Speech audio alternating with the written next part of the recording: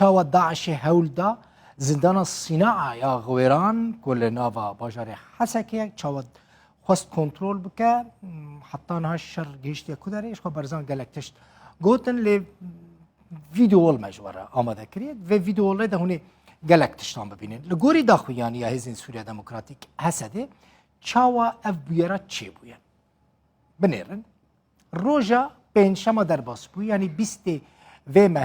ماه که به شف در دورا ساعت 7:30 ایواره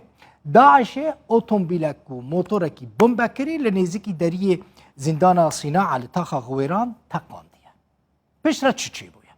پشترا شر دناورا هزین پاسوان زندانه و چکدار داعش در کتیه کج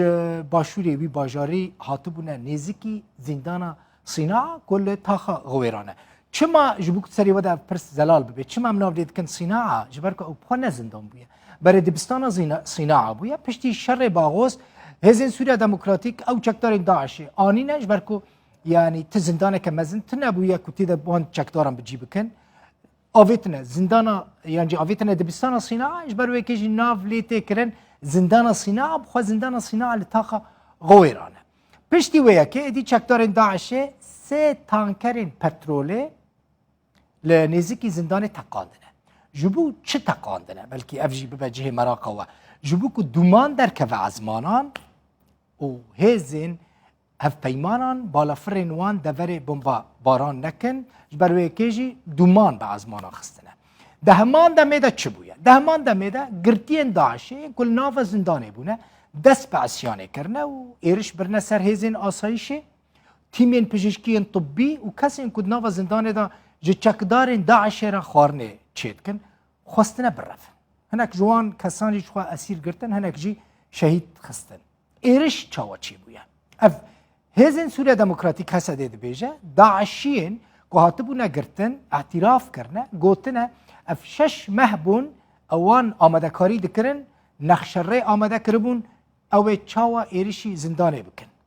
افجی اعتراف کرنه لگوری حسده بکیمانی دست چکدارین انتحاری خوکش دوی ایرشه دا بشدار بونه بشک جوان جکو هاتنه سریکانی هاتنه بشک جوان چکدارین انتحاری جگری سپی چونه بشک جی عراقی چونه خلطاخین غویران و شارتنه ده روژا پنشمه دا جی ایدی ایرش کرنه هجماره که زیده جگرتین داعش رویانه خلطاخا غویران یا عرب نشین و شارتنه دوی اسیانه دا یعنی اسیانه کدنا و زندان غویران یا صناعه دا چی بویا داعش دستانی سر بشکی مزن جه زندانه پشتره حسده و هف پیمانان او زندان به تمامی دور پیچ کرن و گراندنا زندان چاوا چی بو یعنی چاوا زندان هاتا کنترول کرن شر و پفچونه که دجوار دنابرا هزین سوریا دموکراتیک و چکداران دا دست بکر هزین هف پیمانی ناف دولتی جی چاوا آلیکاریا حسده کرنه جون کربی دوه گوه ما بسه